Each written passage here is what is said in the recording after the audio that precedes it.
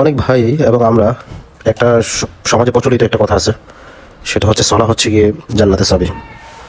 এটা কিন্তু একটা মানে প্রচলিত কথা। এই কথাটাকে হাদিস বানিয়ে অনেকে প্রচার করে, খুব খারাপ একটা বিষয়। রাসূল সাল্লাল্লাহু আলাইহি ওয়াসাল্লাম বলেন, যে ব্যক্তি আমি যে কথাটা বলি না সেটা বলে বেড়ায় যে আমার নাম দিয়ে, তাহলে সেই জন্য তার স্থান জাহান্নাম করে নেয়। তো এটা এটা গুরুত্বহীন না, এটাতে গুরুত্ব দিতে হবে। তো যেটা রাসূল সাল্লাল্লাহু আলাইহি ওয়াসাল্লামের হাদিস না, ওটা হাদিস বলে চালানো খুবই খারাপ জিনিস, ভয়ঙ্কর জিনিস। তো এটা জাস্ট কথার কথা, কিন্তু এই কথাটাকে জান্নাতের চাবি, এটা হয়তো সালাদটাকে গুরুত্ব দিতে চেয়েছে, হাদিস বানিয়ে ফেলে। আবার অনেক আছে, এই ধরেন আজকে এই বিষয়টা যে সালাত আদায় করার পরে মসজিদে এক ভাই বলতেছে যে আমরা কিছু দিনে আলোচনা করবো, আপনি বসেন, তো আপনি সালাহ পড়েন ইনশাল্লাহ, আরও কিছু মানুষকে সালাহ পড়ানোর জন্য উদ্বুদ্ধ করেন, কারণ সালার বিষয়টা অনেক গুরুত্বপূর্ণ, আর সালাহ হচ্ছে জান্নাতের চাবি। তখন আমি ওনাকে বললাম যে ভাই, এই কথাটা তো জাল কথা, এটা হাদিস না, এটা মানুষের বানানো একটা কথা। তো আমি বললাম, উনি বললো যে না, হাদিসে আছে। তো আমি সোর্স জিজ্ঞাসা করলাম, উনি সোর্স বলতে পারিনি। তো এটা আসলে একসময় আমরাও নিজেরা বলছি বা আমরা জানছি এটা ভুল, তো ভুল থেকে চলে আসতে হবে, ভুলের উপর প্রতিষ্ঠিত থাকা যাবে না, এটা হচ্ছে বড় বিষয়। তো আমি ওনাকে বলছি ভাই দেখেন, সালাতে গুরুত্ব বুঝাইতে গিয়ে রাসূল সাল্লাল্লাহু আলাইহি ওয়াসাল্লামের নামে কোনো হাদিস বিভ্রান্তকর কথা বলা যাবে না, যেটা হাদিস না। এছাড়াও আল হুকমু তারিকুস সালাহ, বিন মাজার একটা বই আছে যে সালাত ত্যাগকারীর হুকুম কি, ইসলামে তার তার ব্যাপারে ইসলাম কি বলে।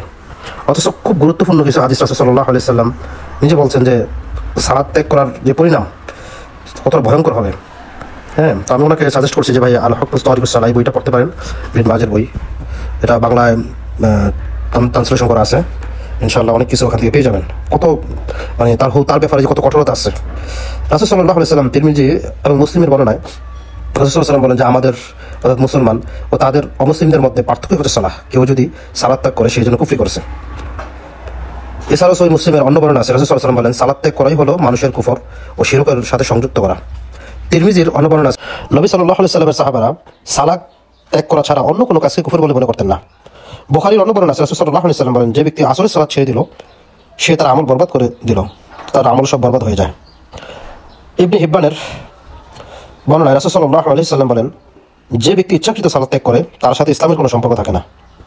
তিরমিজির বর্ণনায় রাসূল সাল্লাল্লাহু আলাইহি ওয়াসাল্লাম বলেন কিয়ামতের দিন সর্বপ্রথম সালাতের হিসাব হবে, যদি এটি ঠিক থাকে তবে সমস্ত আমল ঠিক থাকবে, আর যদি এটা নষ্ট হয়ে যায় তবে সবকিছু নষ্ট হয়ে যাবে।